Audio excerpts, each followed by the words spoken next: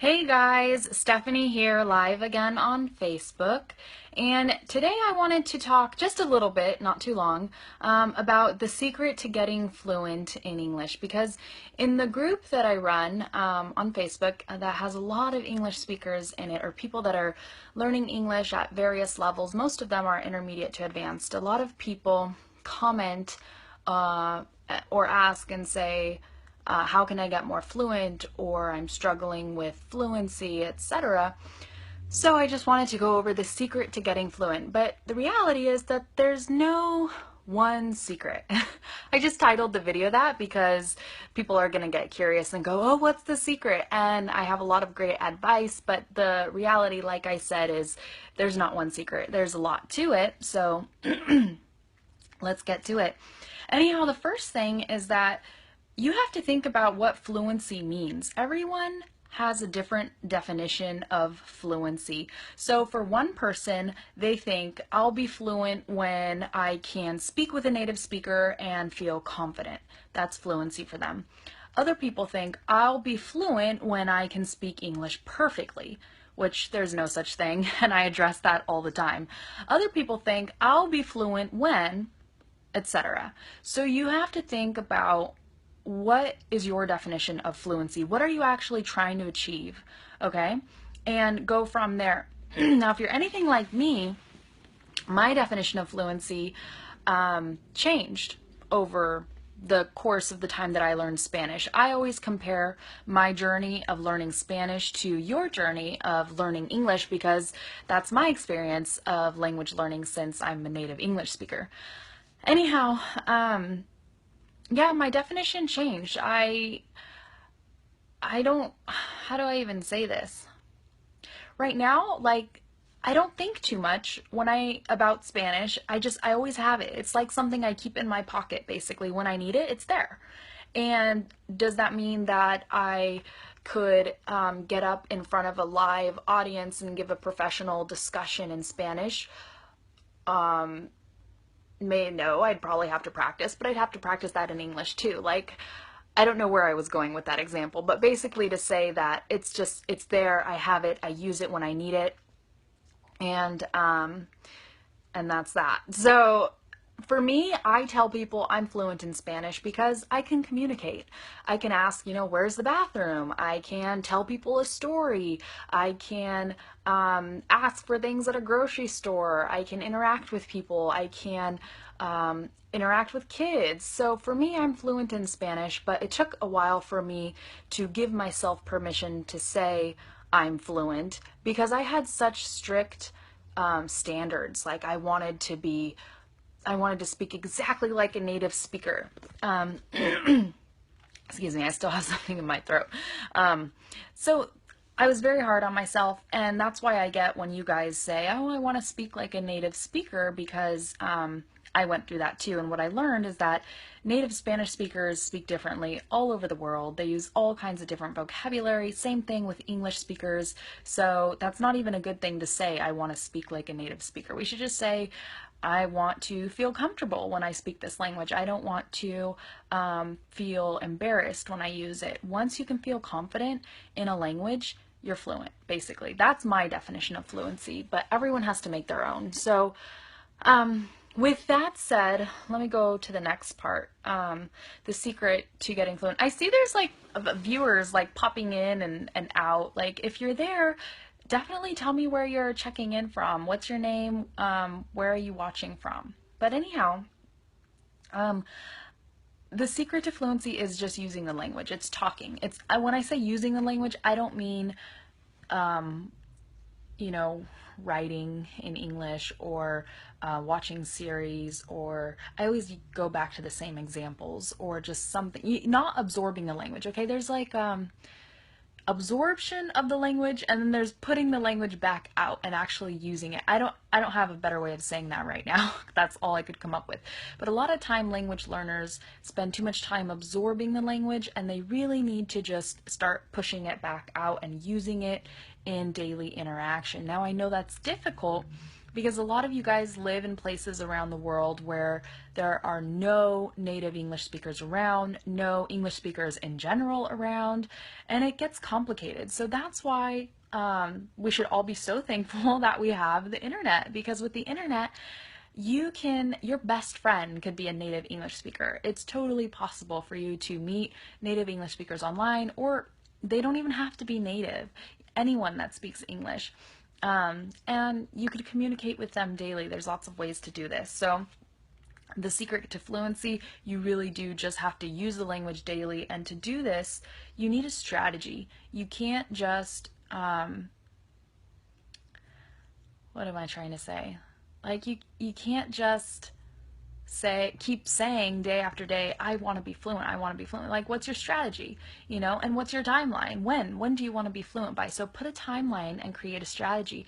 Think about what you're good at, think about what you're not good at, and do the things that you're good at, and then make sure you're only doing things you enjoy. So I hear a lot of people say, oh, I read the newspaper to practice English, for example. Well, newspapers are often really boring. Like, do you really enjoy reading the newspaper? Because if you don't read it.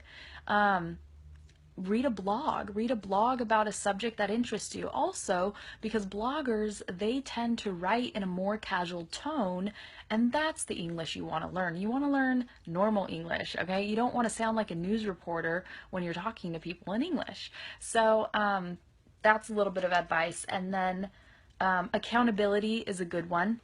You need accountability to get fluent in English. You can't just have a private goal. You need to make it a very public goal. Tell your friends, tell your family what you're going after. Use Google Calendar or something like that and create a schedule for yourself and figure out what you're going to do when.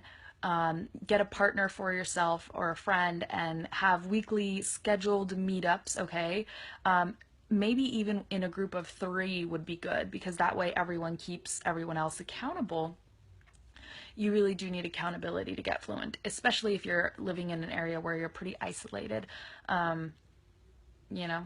So, and then let me see what else I was gonna say. I think the biggest thing is just making sure you do things that you enjoy in English. Whatever it is, make sure you enjoy it. If you don't enjoy grammar, don't study grammar.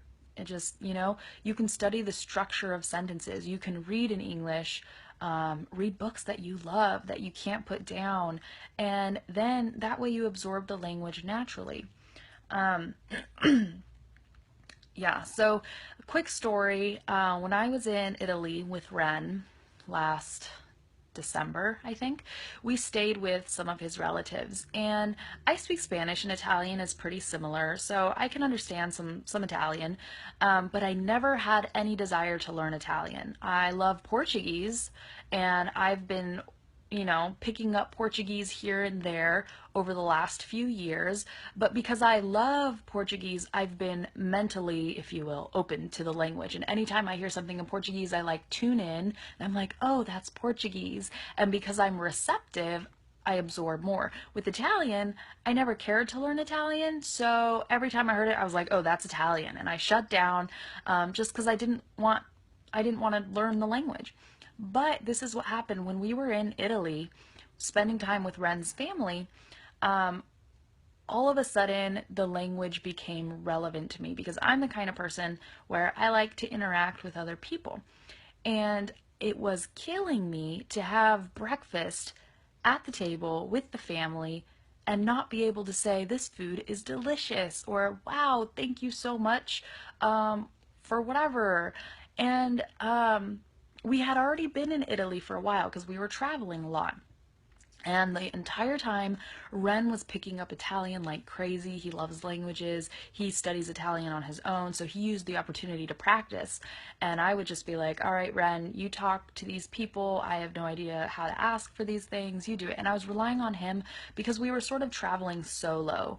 I didn't have a real reason to use it. But then at the end of the trip, when we stayed with this family, all of a sudden I had a reason to use it, because I was like, I just want to talk to them. I want to laugh with them. And also, it's awkward to stay with a family for 10 days and live in their home and not be able to say anything.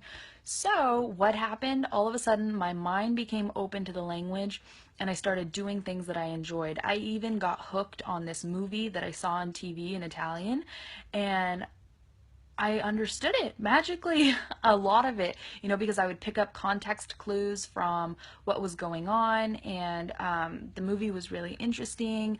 The family was wonderful. Within a week, we actually went out one night for drinks with his cousin, and we had an entire conversation there. And I talked too in Italian. Don't ask me what I said, don't ask me how I said it, but somehow she understood me. I made myself understood because I wanted to be understood. So the point of that story is you have to make English relevant to you to the point where you can't not speak it. You need to speak it, not just like, oh, I want to be fluent because it's going to help me get a good job, or I want to be fluent because I want to study abroad one day. Like, make it relevant to you now. Get involved in communities online now that you love, or if you're part of English Island, help that community, like, get the ball rolling there, like, make it awesome, post, comment, get to know people, have fun with it, and just do stuff in English every single day.